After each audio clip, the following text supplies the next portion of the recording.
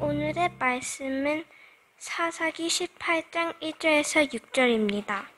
그때 이스라엘의 왕이 없었고 단 지파는 그때 거저의 기업의 땅을 구하는 중이었으니 이는 그들이 이스라엘 지파 중에서 그때까지 기업을 분배받지 못하였습니다.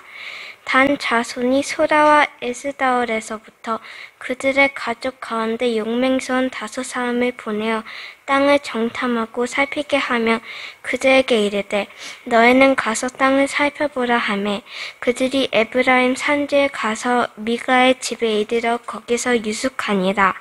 그들이 미가의 집에 있을 때에 그 레위 청년의 음성을 알아듣고 그리로 돌아가서 그에게 이르되 누가 너를 이리로 인도하였으며 네가 여기서 무엇을 하며 여기서 무엇을 얻느냐 하니 그가 그들에게 이르되 미가가 이러이러하게 나를 대접하고 나를 고용하여 나를 자기의 제사장으로 삼았느니라 하니라.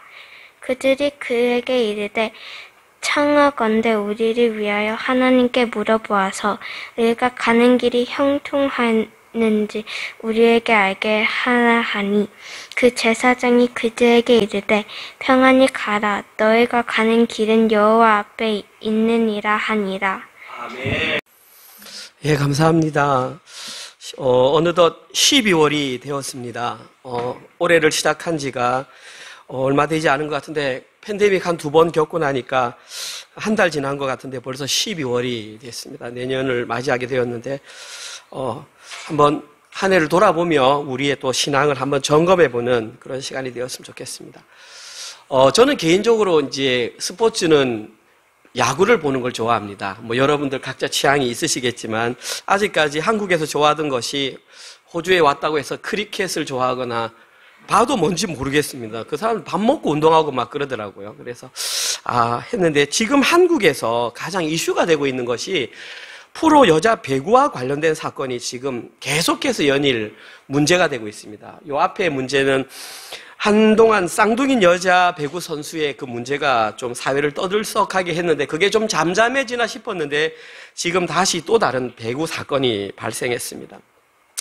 별로 관심이 없으시겠지만 오늘 설교와 좀 관련이 있어서 설명을 드리겠습니다.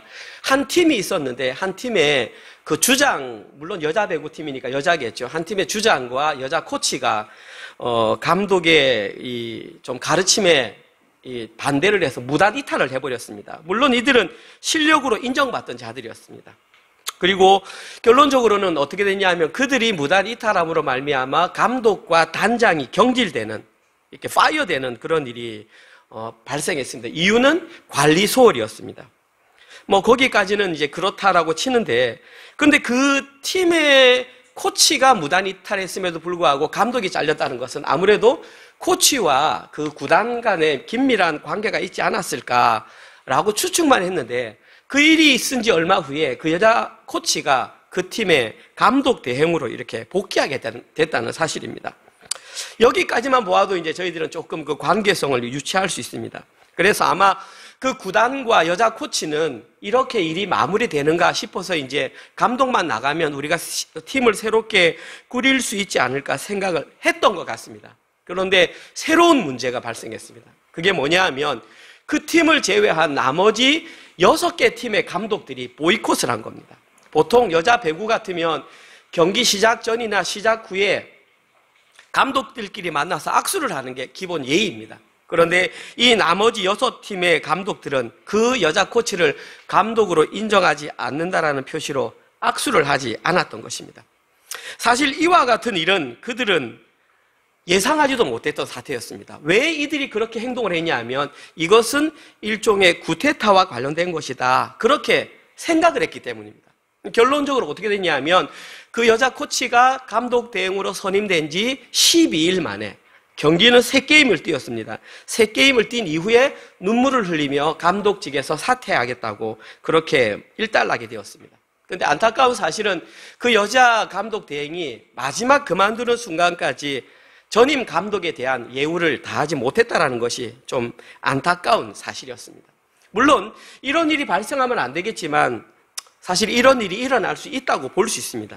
그런데 이것이 왜 한국 사회에서 이슈화가 되었냐 하면 아직까지 한국 사람들 마음속에는 이와 유사한 사건이 과거에 있었던 것에 대한 불편함들이 남아 있었던 것입니다.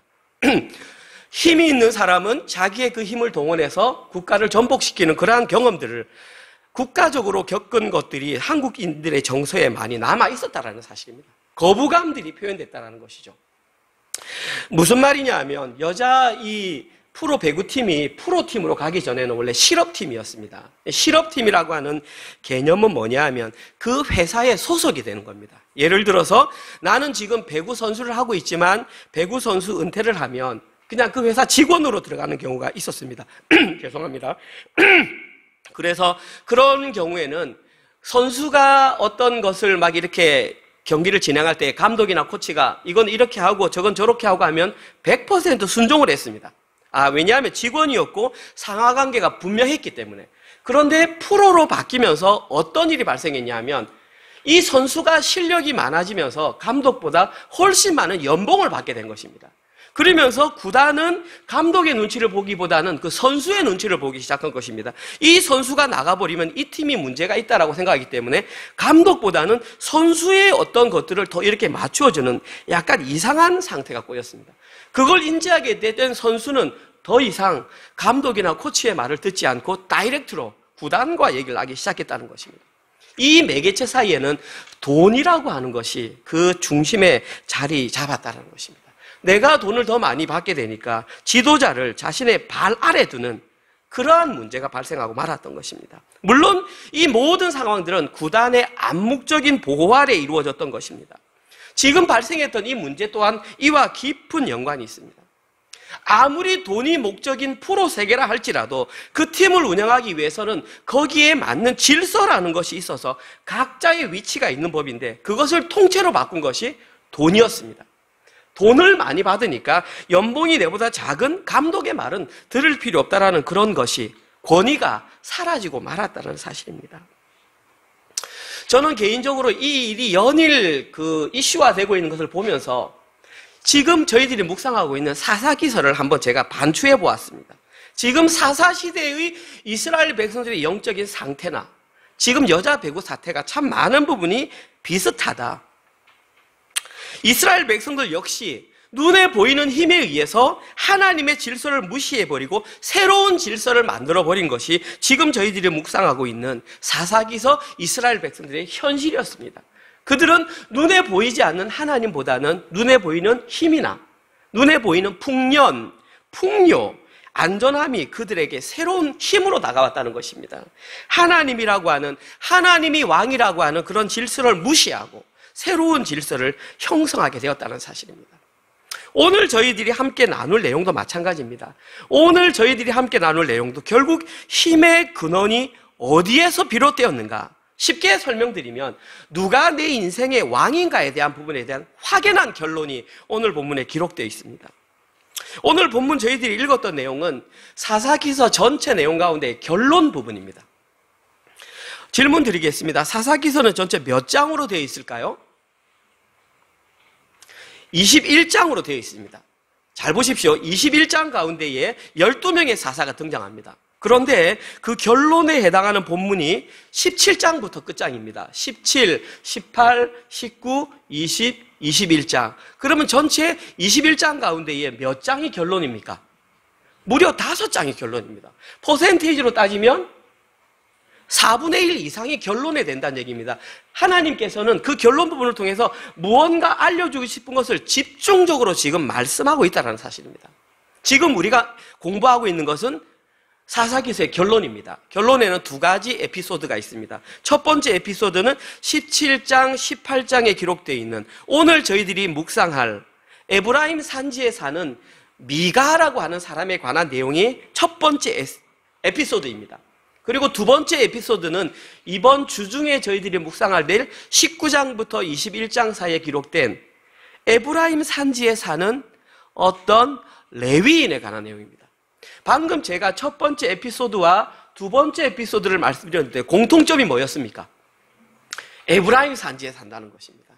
이제 여러분들은 아셔야 됩니다. 왜 에브라임 산지가 이토록 부각되는지 지난주에 제가 설명드렸습니다. 이스라엘 지파 가운데 에브라임 지파는 자기들이 요셉의 장자 지파라고 생각하기 때문에 항상 대표라고 생각했어요.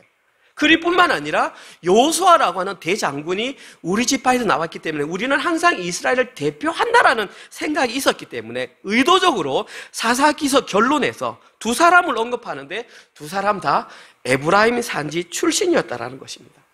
이것이 바로 그 당시 이스라엘 전체의 모습이라는 것입니다. 영적으로 말하면 지금 성도라고 말을 하고 있는 우리의 영적인 사태를 지금 말하는 것입니다. 이들은 자기의 힘을 자랑했지만 결론적으로는 입다에 의해서 42,000명이 몰살당하는 그런 수모를 겪었던 사람들입니다. 그런 수모를 겪었음에도 불구하고 아직 깨닫지 못하는 그 사람들이 에브라임 사람들입니다. 또 하나, 왜 오늘 본문에 에브라임이라는 지파가 언급되었냐면 영적인 의미로 보십시오. 에브라임 지파에 뭐가 있었냐면 모세가 만들었던 성막이 거기 있었습니다. 혹시 어떤 지역에 있었는지 아십니까? 실로에서 메시아가 오리라 그랬습니다. 그 말은 실로에 장막이 있었다는 뜻입니다. 그 실로가 있던 지역이 바로 에브라임 지파였습니다. 다시 말해서 장막이 있으면, 하나님의 성막이 있으면 그곳이 가장 거룩한 곳이어야 함에도 불구하고 사사기서 기자는 그곳이 가장 영적으로 타락한 곳이었음을 반증해서 보여주고 있는 것입니다. 실제로는 가장 거룩해야 될 교회가 그 속을 들어가 보니까 세상보다도 엄청나게 더 더러운 그런 부끄러운 일이 있었다라는 사실을 사사기서 기자는 밝히고 있는 것입니다. 여러분들이 이번 주 묵상을 해보면 알겠지만 저는 부끄럽습니다. 여기에 앉아 계신 우리 유초등부 학생들이나 중고등부 학생들이 차마 그 내용을 읽고 무슨 생각을 할까 저는 참 부끄럽습니다. 레위인이라고 하는 종교인이 첩을 두고 있다가 그 첩을 밖으로 내놔서 죽게 만들고 그걸 12토막 내가지고 이스라엘 각 지파에 보내고 도대체 뭐 하자는 건지 저는 알 수가 없습니다. 이런 수치스럽고 부끄러운 것을 하나님께서는 왜 사사기서에 기록하셨을까요? 보고 깨달으라는 것입니다. 너희들이 얼마나 부족하고 얼마나 지저분한 존재인지를 보고 배워서 그런 삶을 살지 말라고 하나님께서는 일부러 기록해 두신 겁니다. 지우지 않으셨습니다. 오늘 본문에 기록된 내용은 전체적으로 두 가지 내용이 기록되어 있습니다. 첫 번째 기록된 내용은 어떤 레위인에 관한 내용이고 두 번째 내용은 단 지파에 관한 내용입니다. 그런데 오늘 본문에 기록된 레위인에 관해서 알기 위해서는 어저께 본문에 등록했던 기록되어 있었던 미가라고 하는 사람의 신앙을 볼 필요가 있습니다. 어저께 묵상을 잘 하신 분은 이해하시겠지만 그냥 잘 안 하셨다고 생각하고 제가 다시 설명드리겠습니다. 이 미가라고 하는 사람의 신앙은 불신앙이었습니다. 그리고 그 미가의 불신앙은 상상 이상으로 더러운 사람이었습니다. 첫째, 어느 정도로 더러웠냐 하면 도둑질을 아주 자연스럽게 한 사람입니다. 자기 어머니가 가지고 있던 은 1,100개, 지금으로 말하면 2억 2천 정도 됩니다. 그 2억 2천을 그냥 혼자 꿀꺽했습니다. 그런데 엄마가 하도 찾으니까 뭐라고 그러냐면 어머니 제가 가져갔습니다. 여기 있습니다. 그랬더니 어머니가 아이고 네가 가져갔니? 아이고 잘했다. 이렇게 말을 하는 겁니다. 도대체 뭔지를 모르고 도둑질도 잘했다 그러고 더 심한 것은 그 돈을 가지고 이방 신상을 은조각으로 만들어서 섬겼다라는 것입니다. 뿐만 아니라 대제사장들만 있는 에봇이라고 하는 그 옷을 특별히 만들고 그리고 그 가정의 수호신이라고 하는 드라빔 우상입니다. 드라빔 하면 뭐가 생각납니까? 야곱과 라헬이 생각나야 됩니다. 라헬이 자기 아버지 집 라반에게서 도망 나올 때 그 드라빔을 가지고 왔던 것이죠. 그거 가지고 있으면 복 받을까 봐 그걸 지금 이 미가의 집에서 만들었답니다. 더 심각한 것은 그 아들 중에 한 명을 자기 임의대로 오늘부터 너 이 집의 제사장 해 하고 에봇을 입히고 예배를 드리겠다는 것입니다. 마음대로 그냥 무질서하게 했다는 것입니다. 이 모든 것이 어디서 왔냐 하면 잘 들으십시오. 미가의 어머니에게서 왔습니다. 어머니가 그렇게 행동하니까 미가가 그걸 그대로 보고 자기 아들에게도 똑같이 시켰다라는 사실입니다. 그리고 미가 어머니의 신앙의 핵심은 바로 기복신앙입니다. 자기에게 복이 되는 것은 선한 것이고 자기에게 복이 되지 않는 것은 악한 것이라는 기복신앙의 중심으로 자기중심적인 신앙을 했던 사람이 바로 미가였습니다. 더 심각한 상황이 뭐냐 하면 미가는 자기 자신이 무엇을 잘못하는지 몰랐다는 사실입니다. 왜냐하면 그들이 하는 말을 들어보면 보십시오. 여호와, 하나님, 거룩, 제사, 그들이 하는 단어만 보면 아주 그럴듯합니다. 그런데 그 중심은 완전히 다른 길로 가고 있기 때문에 미가는 자기가 뭘 잘못하는지 몰랐다는 게 문제입니다. 이것이 첫 번째 미가의 신앙. 두 번째, 어제 본문에 나왔던 레위인 청년에 관한 내용입니다. 그런데 어제 본문에 나왔던 레위 청년에 관한 내용은 오늘 본문에도 그대로 나와 있습니다. 연결이니까 오늘 본문을 통해서 레위 그 청년이 어떤 신앙을 가졌는지 한번 살펴보겠습니다. 읽지는 않았지만 오늘 본문 18절 19절입니다. 원래 오늘 본문에 포함되는 거니까 제가 천천히 읽어봅니다. 오늘 본문 18절 19절. 그 5사람이 미가의 집에 들어가서 그 새긴 신상과 에봇과 드라빔과 부어 만든 신상을 가지고 나오매 그 제사장이 그들에게 묻되 너희가 무엇을 하느냐 하니 그들이 그에게 이르되 잠잠하라. 네 손을 입에 대라. 우리와 함께 가서 우리의 아버지와 제사장이 되라. 네가 한 사람의 집에 제사장이 되는 것과 이스라엘 한 지파 한 족속의 제사장이 되는 것 중에서 어느 것이 낫겠느냐 하는지라. 자, 상황은 그렇다고 칩시다. 자, 일단 제가 레위인 청년의 신앙을 얘기합니다. 이 레위인 신앙의 청년은 올바른 제사장이 아닙니다. 레위인이었지만 올바른 제사장이 아닙니다. 제가 이유를 댑니다. 왜냐하면 첫째, 어저께 말씀드렸지만 이 레위인 청년은 원래 모세가 가나안 땅을 정복하고 레위인에게는 48개의 성읍을 지정해 줬습니다. 그리고 거기에서만 살면서 사람들에게 성경을 가르치라고, 예배를 드리는 방법을 가르치라고 했는데 이 청년은 사람들이 헌금을 잘 안 하는 겁니다. 그 이스라엘 사람들이. 그러니까 지금 먹을 게 없으니까 거기 붙어 있어야 함에도 불구하고 먹을 것을 찾아서 지금 미가가 사는 에브라임 지파까지 자기 마음대로 움직였기 때문에 결론적으로 이 제사장은 하나님의 정확한 그 말씀을 전파하는 제사장이 아니었습니다. 두 번째 이유를 말씀드리겠습니다. 그리고 미가 집에 들어가게 됐습니다. 근데 미가 집에 딱 보니까 일단 부어 만든 신상과 새겨서 만든 신상, 이방 신상이 있었고 그 아들을 제사장으로 삼았고 에봇을 입히고 드라빔이 있었습니다. 이 사람이 올바른 제사장 같으면 그것을 부숴야 합니다. 그런데 이 사람은 그런 행동을 하지 않았습니다. 오히려 자기가 그 옷을 입고 미가가 주는 은열이라고 하는 돈, 그 다음에 1년에 양복 한 벌 해줬습니다. 그리고 살 동안 먹을 것을 줬습니다. 그러니까 좋다고 이 레위인 청년은 받아들였기 때문에 이 레위인 청년의 신앙 역시 미가가 가진 것과 동일한 불신앙의 모습, 세상의 힘에 현혹된 거짓 제사장의 모습이었음을 우리는 알 수 있습니다. 제가 오늘 본문을 간략하게 읽었는데 그 내용을 보니까 이 미가 제사장과 미가의 그 제사장 레위인과 5명의 단지파 사람들을 이미 알고 있었습니다. 오늘 본문 서두에 나옵니다. 제가 생략했습니다. 그래서 그들이 미가의 집에 가서 신상과 드라빔과 에봇을 가지고 나오니까 이 레위인 청년이 뭐라고 그랬냐면 그것을 왜 가져갑니까? 그렇게 물었습니다. 그때의 단지파가 뭐라고 그랬냐면 오늘 길게 적혀 있는데 입 다물어. 그러면서 하는 말이 제안을 합니다. 너 이 집의 제사장 될래? 아니면 우리 전체 단지파의 제사장이 될래? 라고 제안을 한 겁니다. 한마디로 말하면 스카우트 제안이 온 겁니다. 자, 이제 그러면 여러분 같으면 어떻게 하겠습니까? 자, 믿음이 있으면 당연히 노라고 할 겁니다. 자, 그럼 인간적인 의리가 있으면 좀 생각을 해봐야 됩니다. 그런데 오늘 본문에서 이 레위인 청년은 조금의 고민도 없이 아주 즉각적으로 대답이 나왔습니다. 오늘 본문 20절 제가 직접 읽어봅니다.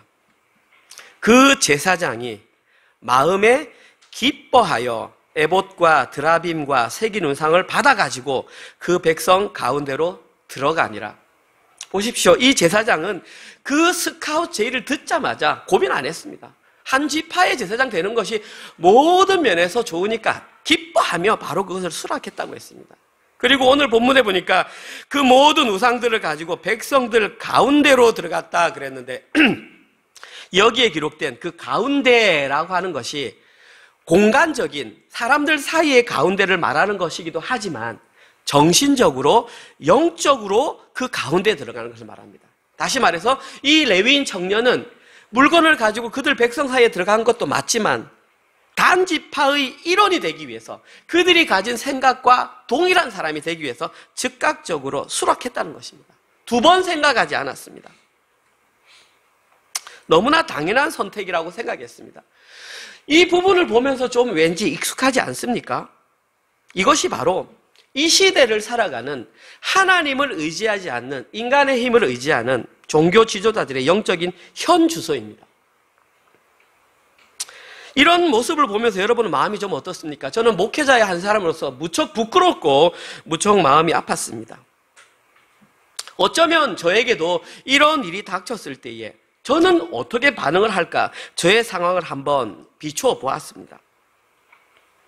개척교회를 한 지 이제 8개월, 10개월 지났고 여러분과 함께 예배를 드립니다.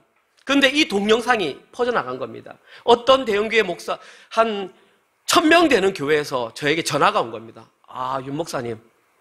아, 설교를 들어보니까 우리의 생각과 똑같네요. 모든 조건을 잃었습니다. 우리 교회 목사님으로 오시죠. 아이, 그럼요. 당연히 가야죠.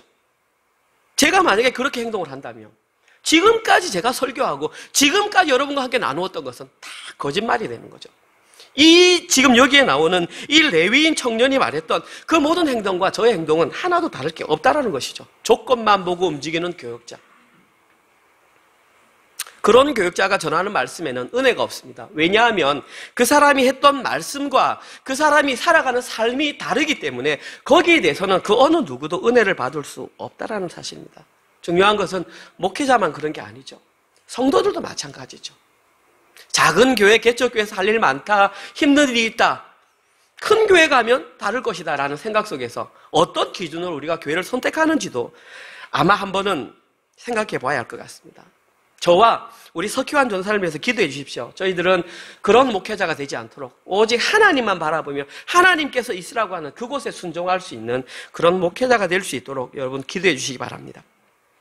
오늘 본문에서 저희들이 두 번째 살펴봐야 할 내용은 새로운 거주지를 찾아 나서는 단 지파, 한 지파에 관한 내용입니다. 오늘 본문 1절과 6절 우리 채은이가 읽은 부분 제가 다시 한번 더 읽어보겠습니다.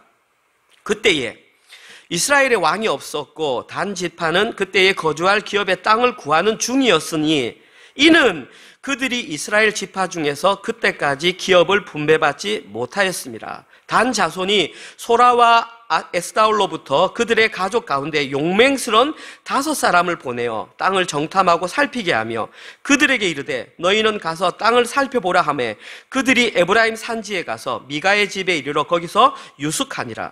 그들이 미가의 집에 있을 때에 그 레위 청년의 음성을 알아듣고 그리로 들어가서 그에게 이르되 누가 너를 이리로 인도하였으며 네가 여기서 무엇을 하며 여기서 무엇을 얻었느냐 하니 그가 그들에게 이르되 미가가 이러이러하게 나를 대접하고 나를 고용하여 나를 자기의 제사장으로 삼았느니라 하니라. 그들이 그에게 이르되 청하건대 우리를 위하여 하나님께 물어보아서 우리가 가는 길이 형통할는지 우리에게 알게 하라 하니 그 제사장이 그들에게 이르되 평안히 가라. 너희가 가는 길은 여호와 앞에 있느니라 하니라.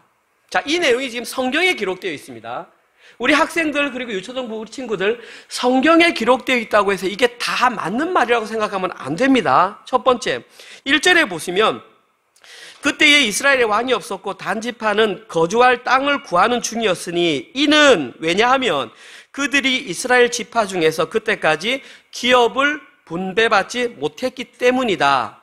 자, 이들은 지금 땅을 구하러 가는데 그 이유가 뭐냐 하면 아직까지 그 땅을 분배받지 못했다는 얘기입니다. 분배가 뭐냐 하면 너희는 이 땅을 차지하고 너희는 이 땅을 차지하고 가나안 정복했을 때 땅을 분배하는 걸 말합니다. 그런데 과연 단 지파가 이때까지 땅을 분배받지 못했을까요? 정답은 당연히 아닙니다. 여호수아가 살아있을 때에 당연히 땅을 분배해 줬습니다. 여호수아 19장 40절에서 48절입니다. 좀 길지만 읽어봅니다.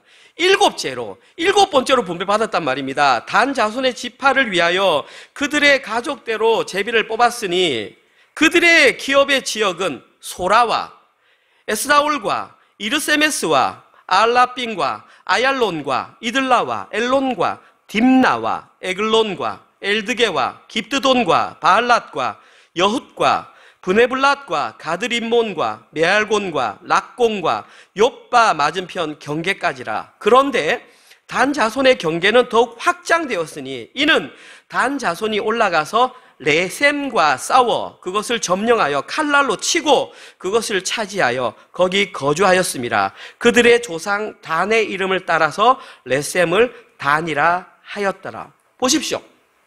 7번째로 여호수아가 단 지파에게 분배를 해줬습니다. 자, 그런데 제가 읽었던 지역을 한번 보십시오. 익숙한 지역이 있습니다. 첫째, 소라. 뭐가 생각납니까? 그렇죠. 소라 과자가 생각나면 안 되죠. 삼손이 소라 출신이잖아. 이성길 집사는 코드가 저랑 맞네. 아무도 안 웃네. 좀 웃으셔도 됩니다. 예배 시간에. 뭐 이게 이렇게 할 필요는 없습니다. 그 다음에 소라, 딥나. 뭐가 생각납니까? 딥나. 삼손이 좋아했던 여자가 살던 곳이 딥나잖아요. 장가 보내달라고 부모님 데려가서 사자 찍고 했던 그 장소가 딥나잖아요. 원래는 단지파가 살아야 되는데 그 당시에 블레셋이 살고 있었다는 것은 단지파가 그곳을 정복하지 못했다라는 사실이죠. 결론적으로 말해서 그들은 분배를 받았지만 정복하지 못하고 쫓겨 살았다는 얘기입니다. 그들이 쫓겨 살았다는 내용이 이미 우리는 공부했습니다. 사사기서 1장 34절에 이렇게 기록되어 있습니다.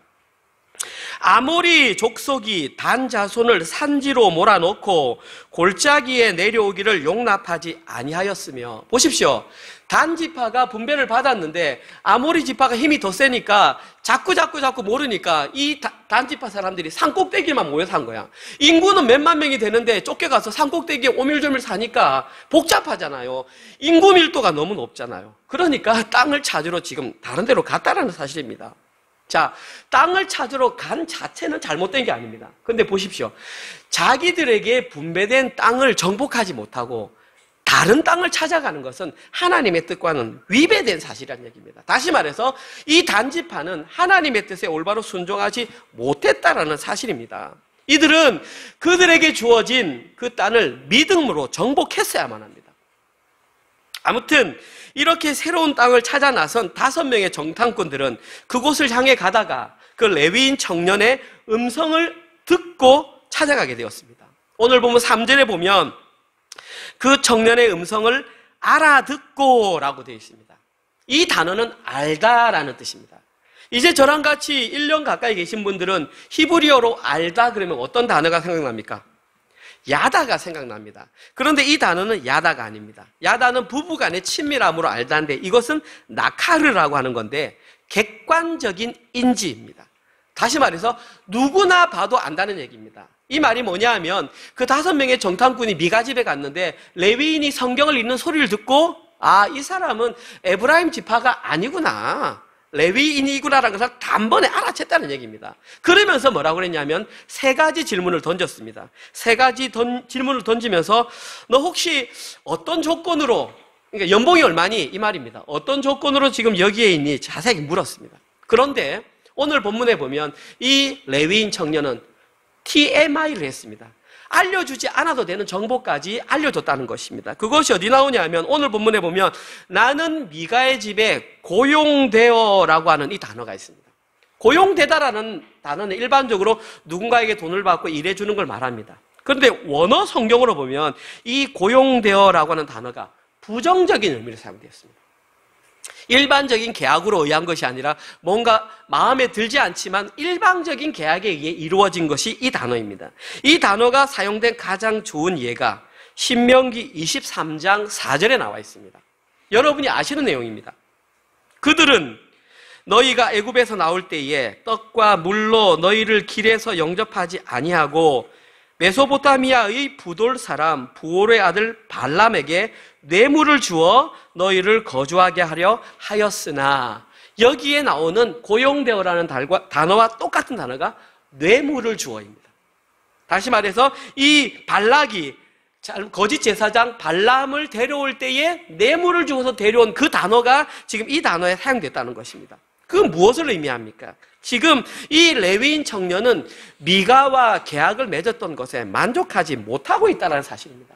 언제든지 새로운 조건이 제시되면 떠나겠다는 의도가 그 레위인 청년에게 있었고 그 정보를 단 지파 사람들에게 흘렸고 오늘 본문에서 이것을 인지했던 사람들이 너 우리한테 올래라고 이렇게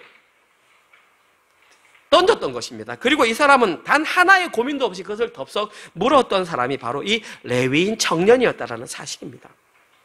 더 재밌는 건 오늘 본문의 가장 하이라이트이자 이해가 안 되는 부분이 5절과 6절입니다. 보십시오.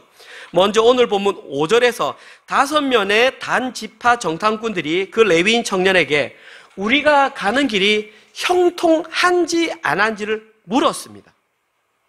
자, 그런데 이 질문은 그 자체가 성립될 수 없는 모순이었습니다. 왜냐하면 제가 좀 전에 말씀드렸듯이 단 지파는 자신들이 분배받은 땅을 정복하지도 못한 상태에서 another place, 또 다른 땅으로 가기 위해서 떠났다는 것 자체가 하나님 말씀에 순종하지 않았기 때문에 이들이 다른 곳으로 가면서 그곳이 가는지 형통한지를 묻는 것 자체는 모순이라는 상관입니다. 이들이 만약에 그 땅을 정복한 이후에 부족해서 갔다면 그것은 하나님의 뜻이 될 수 있습니다. 그러나 그렇게 하지 않은 이것은 그 질문 자체 속에 모순이 숨어 있었다라는 것입니다. 그들은 자신들의 형통을 물을 수 없는 사람들이었습니다. 두 번째 더 웃긴 건 뭐냐면 이 레위인 청년의 대답입니다. 이 레위인 청년은 뭐라고 대답을 했냐면 이 사람들이 우리가 평안하냐 물었더니 of course, 당연히 평안하다. 그리고 너희가 가는 길 앞에 여호와께서 함께 하실 것이라고 답을 해줬습니다. 그들이 듣기 원하는 대답을 해준 것입니다. 여기에도 문제가 있습니다. 첫 번째 문제가 뭐냐 하면 제가 말씀드렸듯이 이 레위인 청년은 이렇게 답을 해줄 수 있는 자격이 없었습니다.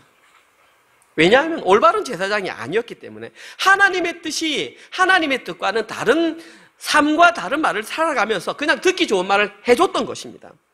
뿐만 아니라 자기가 먹을 것을 찾아 그들의 신앙을 지적하기보다는 조금만 돈을 주면 그냥 그들의 잘못된 신앙도 어떤 질책도 하지 않았던 그것이 바로 레위인 청년의 모습이었기 때문입니다.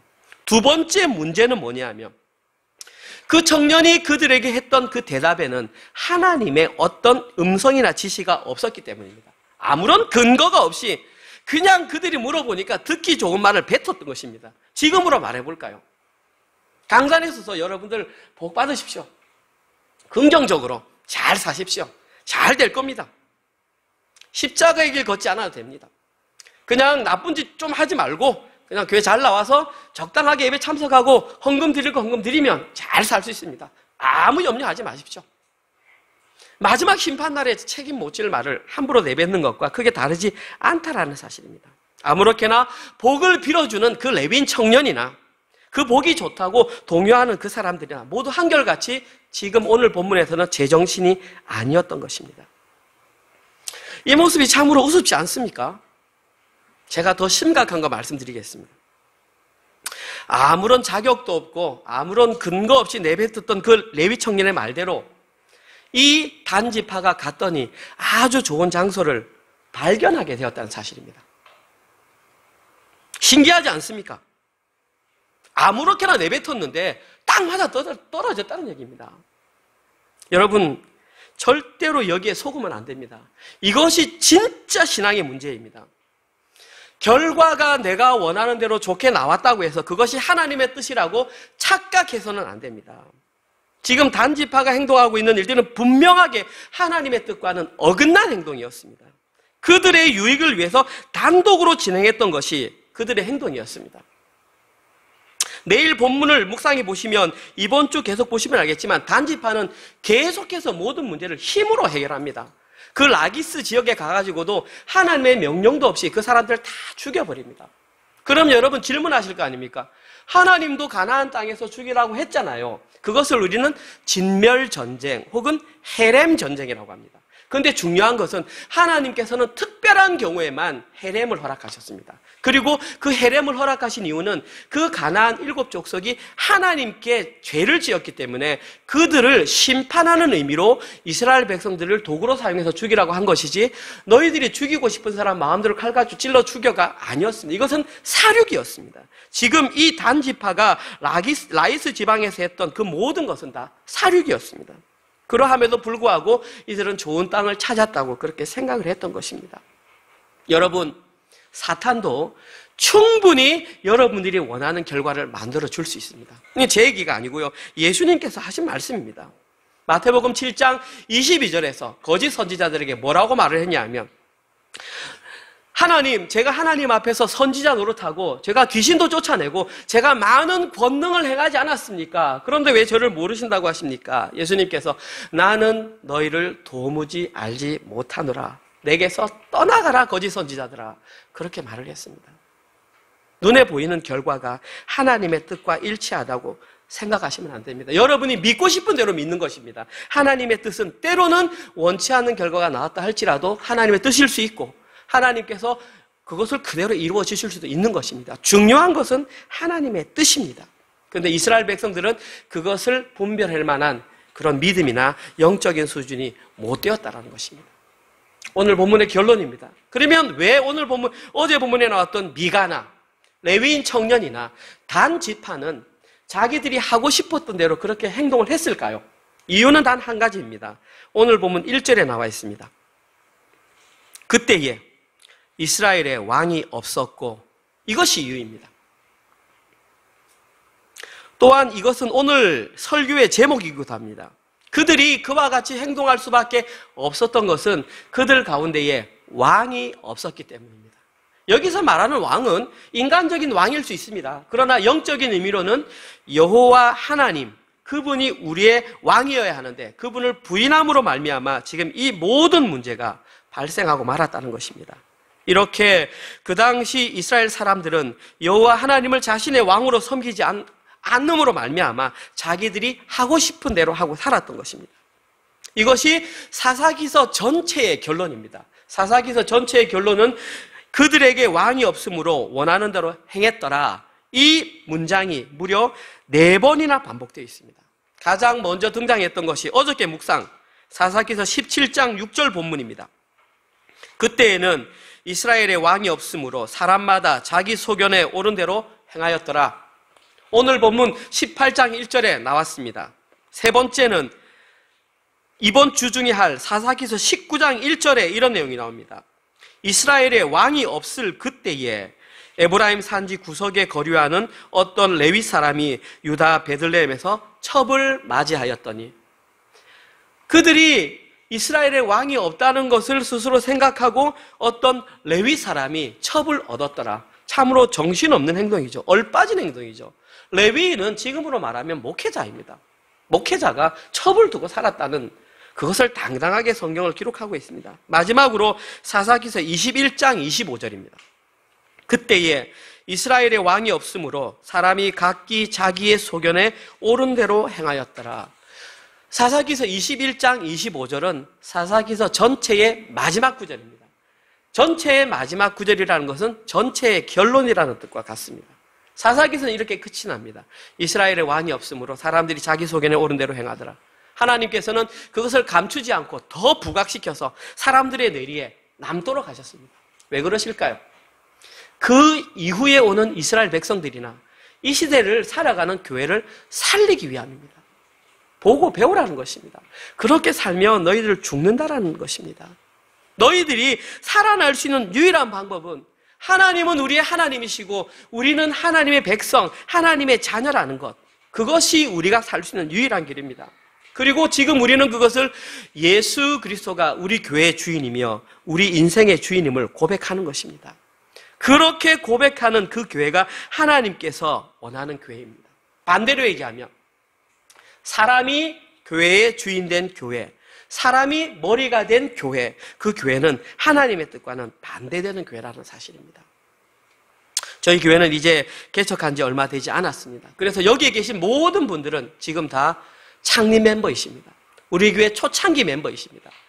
이 초창기 멤버라고 하는 것은 큰 장점이 있지만 잘못 생각하면 큰 늪이 될 수 있습니다. 우리 교회가 부흥 성장하고 잘 자랐을 때에 그 공로를 자신에게 돌리고 싶은 그런 마음들이 연약한 인간에게 있습니다. 무엇보다도 여러분보다도 저에게 그런 마음이 더 있을 것입니다. 교회를 개척했고 교회가 이런 일이 있었다. 만약에 그렇게 변해간다면 하나님의 뜻과는 반대가 되는 목회자가 되는 것이죠. 여러분들에게 적용시켜 드릴까요? 특별히 재직으로 열심히 수고하시는 분들, 내가 초창기에 그 일을 했기 때문에 이 교회가 이렇게 됐어라는 그 생각들, 창립 멤버라는 생각들, 기득권을 버리실 때에 하나님께서 이 교회를 하나님의 뜻대로 세워 가실 것입니다. 많은 사람들을 보내주실 것입니다. 그때에 여러분들이 더 낮아지시고 더 밑가지가 되셔서 그들을 섬길 때에 이 시드니 땅 가운데도 하나님의 뜻대로 살아가는 교회가 있구나, 그들은 느끼게 될 것입니다. 그렇게 하기 위해서는 단 한 가지, 하나님께서 우리에게 허락하셨던 은혜 언약을 기억해야 합니다. 나는 너희의 하나님이 되고 너희는 나의 백성이 될 것이다. 너희는 나의 자녀일 것이다. 더 말하면 너희는 나의 피조물이다, 이 말입니다. 자기 입술을 통해서 나는 하나님의 피조물입니다 라고 고백하는 사람은 결단코 교만한 삶을 살 수가 없다라는 사실입니다. 자기 자신이 자기 인생의 왕이라고 주장할 수 없다라는 사실입니다. 사사기서 말씀은 저희들에게 그것을 가르쳐 줍니다. 너희 인생의 왕은 오직 여호와 한 분이다. 은혜로 교회의 머리는 예수 그리스도다.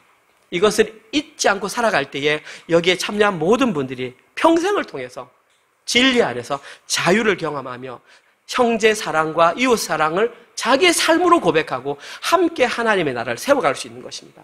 반대로 이것이 깨어지는 순간 아무리 외적으로 커지고 아무리 사람이 많아진다 할지라도 하나님의 뜻과는 반대가 되는 교회임을 기억하시고 이번 한 주간 동안도 하나님의 은혜 언약을 기억하시고 하나님의 자녀로, 하나님의 피조물로, 하나님의 백성으로 그것이 인생의 최대의 행복임을 고백하시는 모든 분들 되시기를 주님의 이름으로 축원드립니다. 아멘. 우리 다 함께 일어나셔서 나의 주 나의 하나님이여 라고 하는 찬양, 가사를 생각하면서 우리 한번 같이 찬양했으면 좋겠습니다. 하나님 감사합니다. 하나님께서 나의 하나님이 되어주셔서 나의 주인이 되어주셔서 너무나 감사합니다. 어려운 말씀이었지만 사사기 말씀을 통해서 그 진리의 말씀을 깨닫게 하시고 우리가 하나님의 자녀이며 하나님의 백성이며 하나님의 피조물인 것을 다시 한번 확인케 하시니 감사합니다.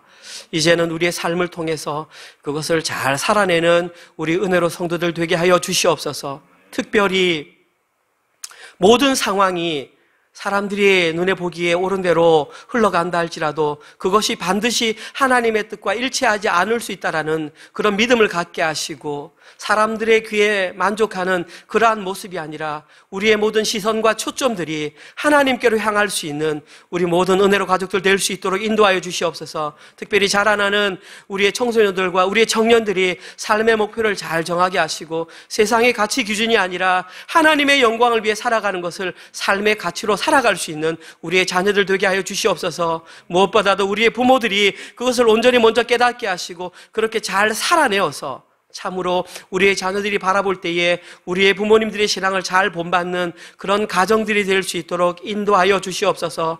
또한 한 주간 동안 열심히 일해서 벌어들인 하나님 물질을 하나님께 11조와 감사헌금과 또 주일헌금으로 올려드렸습니다. 하나님 또 각종 보이지 않는 곳에서 저희 교회를 사랑하는 마음으로 헌금을 보내주셨습니다. 이 모든 헌금이 사용되는 곳곳마다 하나님의 영광이 드러나게 하시고 오직 하나님의 이름과 하나님의 기쁨이 되는 그런 곳에 사용될 수 있도록 인도하여 주시옵소서.